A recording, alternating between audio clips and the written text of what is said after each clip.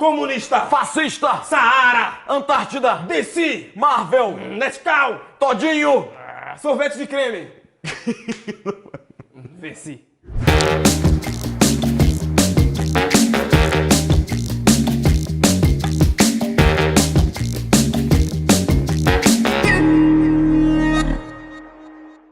Você já deve ter ouvido falar que o debate político está muito polarizado, que a esquerda e a direita não se entendem. Para a gente entender melhor a respeito de direita e esquerda, a gente precisa voltar no tempo. Tutor Tiago, ajuda a gente aí. Ah, cara, peraí, ó. Deixa eu te falar um ditado aqui. O ditado é o seguinte, se liga. Me diga onde você senta, que eu te digo quem você é.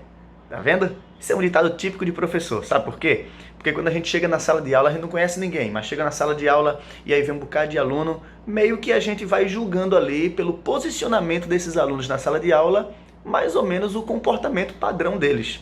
Pelo menos o que o professor suspeita. Dá um exemplo.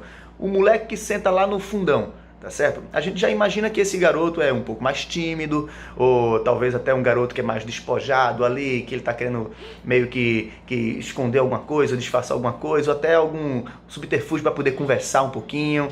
Diferentemente de quem senta na frente. A gente imagina que quem senta na frente ali é uma pessoa um pouco mais interessada, uma pessoa que tá mais comprometida com a situação da sala de aula, ou até uma pessoa que tá, sei lá, com problema de visão. Mas veja, pelo posicionamento desses alunos na sala de aula, meio que a gente vai julgando o tipo de pessoa que eles podem ser. Que pode até não ser verdade, pode até ser completamente diferente. Mas, curiosamente, foi justamente por causa disso que as pessoas até hoje classificam os políticos como posicionamento de esquerda e de direita. Surgiu de uma situação assim, tipo, nada a ver com política, mas acabou sendo consolidado com tudo de política. A gente vai entender isso um pouquinho mais. Se liga.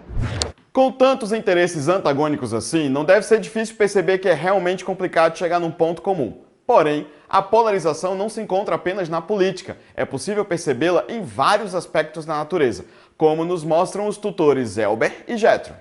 Então, Ângelo, realmente, velho, essa palavra polaridade, ela sim, pode ser aplicada em diferentes contextos. Na química, ela é muito utilizada para a gente diferenciar, por exemplo, uma substância da outra, em termos de formação de polos. Existem substâncias, existem moléculas, existem ligações químicas que a gente vai classificar como ligações polares e ligações apolares. Existem moléculas que a gente vai classificar como moléculas polares e moléculas apolares. Aplicando isso no dia a dia, normalmente a gente consegue diferenciar a polaridade de uma substância da outra em termos visuais, em aspectos visuais, Ângelo, quando essas substâncias formam misturas de classificações diferentes. Que classificações seriam essas? Classificações já vistas em sala, inclusive. Você, coleguinhas, deve saber, deve lembrar que as misturas são classificadas em homogêneas e heterogêneas. Então, de uma forma bem simples, misturas homogêneas têm um aspecto único em todo o sistema, tem uma única fase, e a mistura heterogênea teria mais de uma fase. Beleza? Meu amigo, quando fala de polarização, eu lembro logo de polos magnéticos e de cargas elétricas, positivas e negativas. Tem até uma frase muito conhecida que diz que os opostos eles não se atraem. Levando para o contexto da matemática, eu posso falar para você sobre simetria. Você sabe o que é uma figura simétrica? Uma figura simétrica é aquela que a gente passa um eixo cortando essa figura ao meio e ela vai ser dividida em duas partes iguais. Por exemplo, o número 8. Se eu dividir o número 8 na vertical, a gente vai observar duas partes iguais. Já o número 4, por exemplo, se eu passar um eixo dividindo o número 4 ao meio, a gente vai perceber que ele não vai ter duas partes iguais. Dizemos então que é uma figura assimétrica. Agora, olha aqui para mim. Veja esse rosto perfeito. Você acha que ele é simétrico? Se a gente for rigoroso aí na nossa palavra, dividir em duas partes iguais, então a gente vai perceber alguns detalhes no meu rosto que vai desconfigurar a palavra simetria. Por exemplo, esse meu sinal aqui, ele não aparece do outro lado. Já tem pessoas, né, alguns são não tão providos de beleza assim como eu, que podem parecer o olho um pouco mais troncho ou a orelha diferente. Então, vai caracterizar aí uma parte também não simétrica. Então, você acha que tem o seu rosto simétrico ou assimétrico? Nos encontramos na próxima. Até lá. A polarização por si só não é de todo ruim. Ela vem através da liberdade da consciência. Escolher lados é o direito do cidadão brasileiro. É ou não é, tutor Marcondes? Explica pra gente aí. A liberdade é um direito humano, é um direito fundamental. Por isso, a Constituição já garante que cada um de nós tem o direito a escolher nossos candidatos, independente qual seja ele. A pergunta é: estamos dispostos a pagar o preço pelas nossas escolhas? Essa é a grande questão da liberdade. O problema é quando não existe um mínimo de empatia ou de alteridade de ambos os lados. Aí é uma chuva de argumentos onde um tenta convencer o outro de que o seu lado é o único certo. E olha, muitas vezes esses argumentos eles não têm base nenhuma, são falácias. Dá para explicar pra gente a diferença, tutor Flávio? Que interessante essa abordagem agora que nós faremos, viu?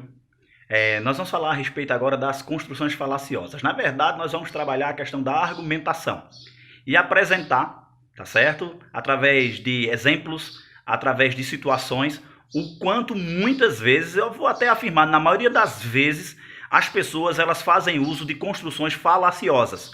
Você já parou para pensar se aquilo que o outro está falando tem realmente fundamento?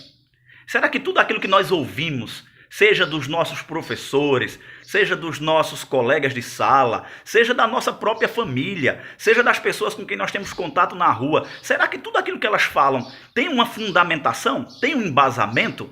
Na linha de construção dos argumentos, um assunto muito interessante diz respeito às construções falaciosas, que nada mais é, a construção falaciosa nada mais é do que um erro de argumentação, uma falha de argumentação. Uma argumentação sem fundamento.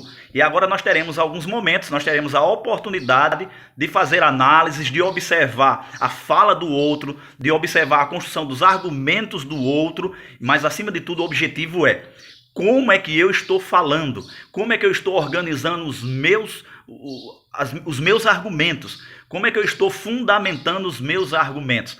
Nós teremos essa oportunidade de avaliação e entender que na maioria dos casos, aquilo que nós falamos, aquilo que nós ouvimos, facilmente é questionável. Dizer que a chave para uma compreensão entre dois polos é lugar comum. Mas para que esse diálogo dê certo, ambos os lados precisam ser solidários e dar um pouco de espaço um para o outro. A gente vai ficando por aqui e não se esquece que logo depois da meditação do pastor Tiago, você tem um compromisso nas tutorias técnicas aqui mesmo no Adventista Nordeste. Depois dá um pulo lá no portal da Educação Adventista para poder você ter acesso aos desafios. E essa tarde nós teremos o Quarentena Quest, tá bom? Então se liga no episódio de hoje que vai ser top. Pastor Tiago, é contigo agora. Valeu, galera. A gente se encontra amanhã. Valeu! Fica bem. Bom dia, mano. Tudo bem com você? Olha só, deixa eu te falar. Eu não sei como é que é na sua casa, mas quando eu era pequeno, lá em casa era uma guerra. Principalmente porque eu, junto com meus dois irmãos, a gente ficava disputando tudo. Até a posição no banco de trás do carro do meu pai. Toda vez que a gente entrava no carro, era uma briga. Um queria ficar no cantinho da direita, o outro queria ficar no cantinho da esquerda e ninguém queria ficar no meio. Ficar no meio era terrível. Sabe o que é interessante? Parece que esse negócio de querer ficar em posições privilegiadas não era uma coisa só de hoje. Desde a época de Jesus já aconteciam essas coisas. A mãe de Tiago e João, que eram discípulos de Cristo, ela chegou para Jesus certa vez e fez um pedido estranho, curioso para Jesus. Isso está registrado lá em Mateus capítulo 20, verso 21. Jesus perguntou para ela: o que é que você quer? E ela respondeu: manda que no teu reino esses meus dois filhos se assentem, um à tua direita e outro à tua esquerda. Já imaginou Jesus dando privilégio para Tiago e João? E eu pergunto, e o resto do mundo no reino de Deus? Onde é que vai ficar? Por que eles dois tinham que ficar em posições privilegiadas?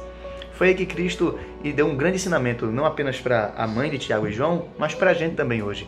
Ela aprendeu com Cristo de que a verdadeira posição não é especificamente estar na direita ou na esquerda, mas a boa posição é a posição de poder servir. Olha só o que Jesus falou aqui no verso 28. Tal como o Filho do Homem, que não veio para ser servido, mas para servir e dar a sua vida em resgate por muitos. Então fica aqui uma dica para você hoje.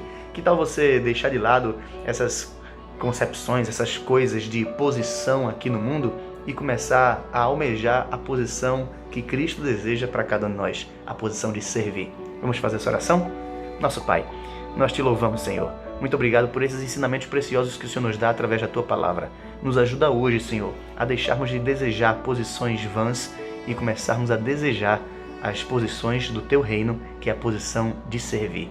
Nos abençoa, nos dá um dia na Tua companhia, em nome de Jesus. Amém. Bom dia para você, mano. Tamo junto.